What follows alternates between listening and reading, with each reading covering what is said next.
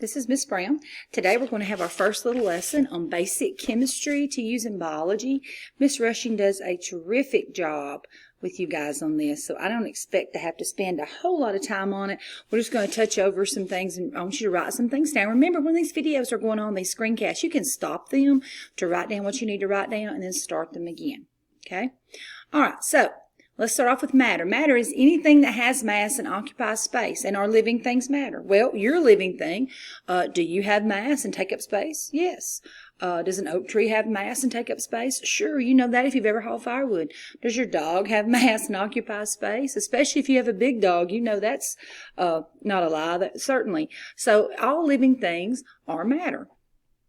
Now, there are three states of matter we'll worry about when studying in life science in this class: solids, liquids, and gases. Plasma won't really be affecting anything we study in here. Solids, liquids, and gases are what we're going to think about with states of matter. And the density, that's what makes something a solid, liquid, or a gas. Solids have particles very closely packed, so they hold the shape. Liquids are a little further apart. They slide around, so they take the shape of their container. And gases are the furthest apart, and they just take the shape of wherever they are. They're not even held down much by gravity. And energy has to do with that also. I always use the example of a Hershey, a chocolate bar, a Hershey bar. If you have that at room temperature in your kitchen, it's a solid. If you put it in a pan and start to heat it up, it excites the particles. The particles start to move around and will eventually turn into a liquid if you let it go long enough. And if you let it go even further, it may not smell very good. You may burn some of it, and also you'll excite the particles so much they'll be released into the air as a gas, and that's why you can smell them. And they have the most motion and the most energy. Now, let's write down an element. Elements are the simplest forms of matter. They're represented by symbols. If you'll go ahead in your biology text and turn to the back in the reference pages, I want you to go to page R104 and 105. That's where you'll find your periodic table or periodic chart. And also, you need to know that there are 92 natural elements. So studying living things, we'll be worried about the 92. The first 92, they're natural. The others are made in labs. They're not found naturally on Earth. Now, you will need to write these down in your notebook. Go ahead and stop the video now.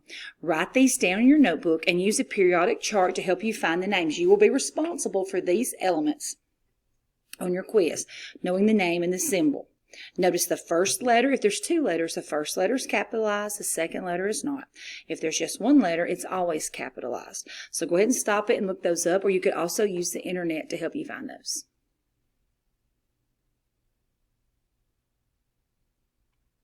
Okay, so let's talk about the periodic table, or often called the periodic chart. It's an arrangement of elements, and it's arranged by the atomic number. That's the number at the top of each little block. And if you'll notice going across, they're numbered across, and it was arranged by a man named Dmitri Mendeleev. He's sometimes called the father of modern chemistry. So you can see here how they move across the rows. See how that works? Across the rows is how the numbers go. So it's easy to find one. If you want to know where zinc is, for instance, someone might say, oh, it's number 30. So you could look through there and find number 30.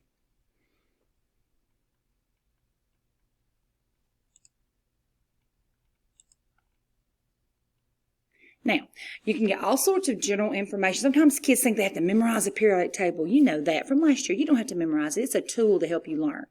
And it gives information such as name, symbol, the atomic number, and the atomic mass. And from this, we can get the number of protons, neutrons, and electrons. And I'll do another video clip on that and teach you how that works. So somewhere there in your notes, I want you to copy this block and label it. Now, you don't have to use sodium. You can pick any block you want to off this periodic chart. So go ahead and stop the video here and do that. Copy one and label it so you'll know what those are. You'll be responsible for that in your quiz also. Now, an atom.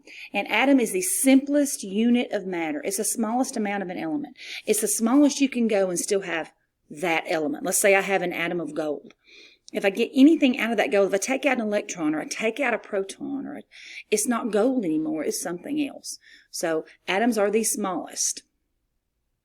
Now, there's two parts of the atom. There's the nucleus, which is the center. It's where we found the positive protons, and the neutrons that are neutral. They're found together in the nucleus. And then we have the energy levels, or sometimes old folks, we call it the electron cloud around the outside. And it's made of the electrons, and they're negative. So let's look at that structure a second. That's what holds it together. Remember, positive electrical charges and negative electrical charges attract. So the nucleus holds that electron cloud up against it because they attract each other.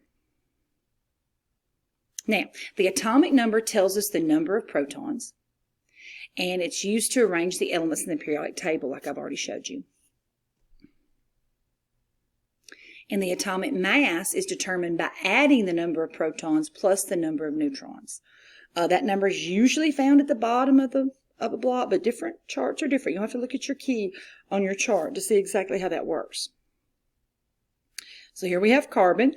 This is the atomic number, and on this particular setup, this is the atomic mass. You round this number to the nearest whole number to get the mass number. So the mass number of carbon is 12. So what is this thing? This one more topic before we stop this one. Mass versus weight. Well, mass is how much stuff is there. It's the quantity. And weight is the gravity exerted on it. Okay, mass doesn't change. The example I always use here is about the moon. When the astronauts went to the moon, let's say we have an astronaut that weighed 120 pounds. And when he gets to the moon, kids often see those pictures of them on the moon. They're bouncing around. They think there's no gravity on the moon. Well, there's gravity, or they would bounce off and go into space and not come back. But the reason they don't have as much gravity on them is because it has to do with their weight. They didn't lose 100 pounds, but if they got on a scale on the moon, they would only weigh 20 pounds, roughly 1/6 of their weight on Earth. And it has to do with the different mass of Earth and the moon. So they didn't change. They didn't lose 100 pounds. They didn't starve.